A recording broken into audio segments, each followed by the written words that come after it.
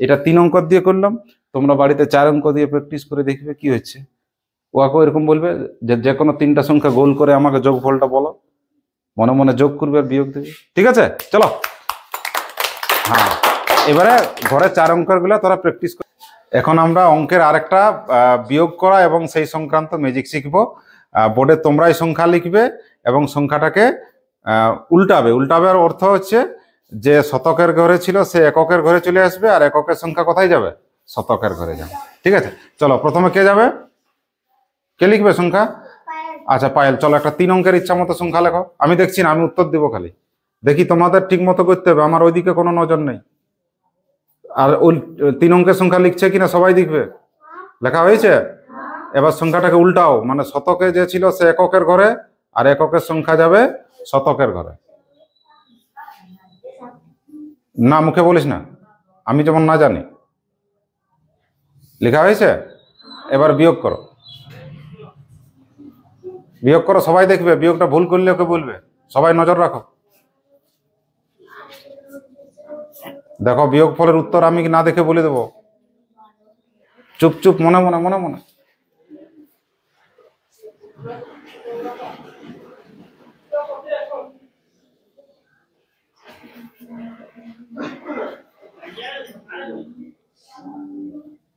বিয়োগ হয়েছে?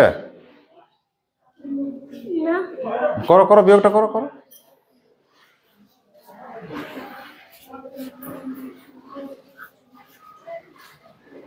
ঠিকঠাক কর, এককের দিক থেকে কর, পরপর কর।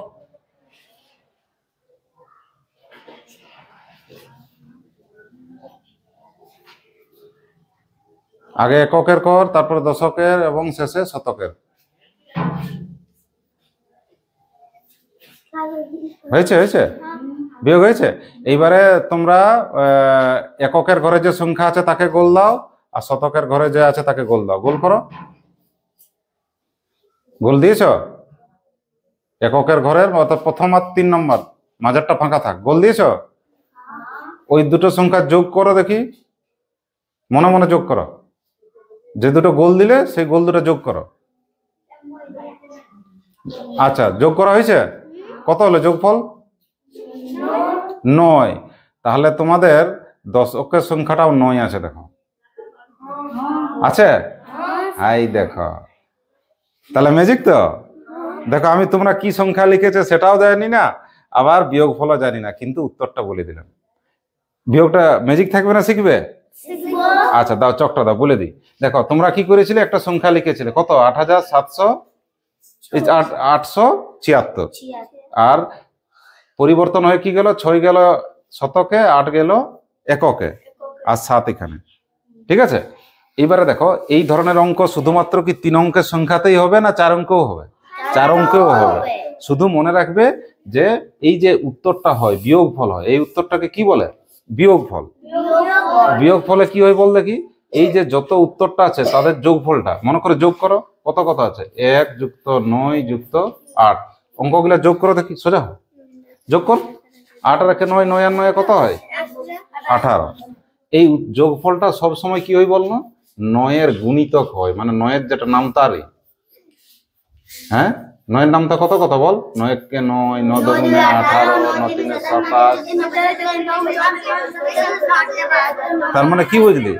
এদের যোগফলটা সব সময় কত হয়? 9 এর গুণিতক হয়। ঠিক আছে, তার মানে 9 এর নাম তার হারে বাড়ে। দেখো আমি তোমাদেরকে কি জিজ্ঞাসা করলাম যে একক আর শতকে গোল দাও, তোমরা গোল দিলে। 8-এ গোল দিলে, আর কতই গোল দিলে? 8 আর 1 যোগ করলে কত হয়? 9। তখন আমি মনে মনে কি ঠিক করলাম যে 9 তো, তাহলে 9 এর নামটা গুণন। 9 এর পর কি আছে? 9 কে 9, 9 দুগুণে 18। তাহলে 9 হয়ে আছে, আর কত দরকার? আর 9 হয়ে গেছে। 8 আর 1 9, আর 9 দরকার। তখন আমি কি বললাম, দেখ রে তোদের মাঝে 9 আছে। আমি কি করেছি? 18 থেকে 9টাকে চট করে বিয়োগ করে দিয়েছি।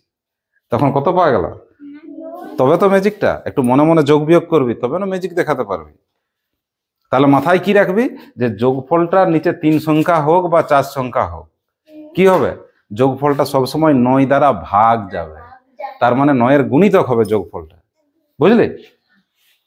সেই কারণে আমি বলে দিয়েছি। তাহলে মাথায় কি রাখবি? প্রথমে সংখ্যাটা লেখা, তারপর সংখ্যাটাকে পরিবর্তন করা। একক যাবে শতকে, আর শতক আসবে এককে, আর মাঝেরটা মাঝেই। আর বিয়োগফলটা কি করবি?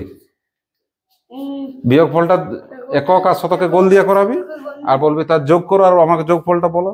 ও যদি যেটা বলবে তার সাথে কাছাকাছি দেখবি। 9 হতে পারে, বা 18 হতে পারে, বা 27 হতে পারে, বা 36 হতে পারে, যত বড় সংখ্যা হবে।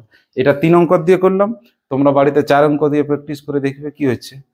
ওকে এরকম বলবে যে কোনো 3টা সংখ্যা গোল করে আমাকে যোগফলটা বলো, মনে মনে যোগ করবে আর বিয়োগ দেবে। ঠিক আছে, চলো। হ্যাঁ, এবারে ঘরে 4 অঙ্কের গুলা তোরা প্র্যাকটিস করে দেখবি তো 4 অঙ্কে হয় কিনা।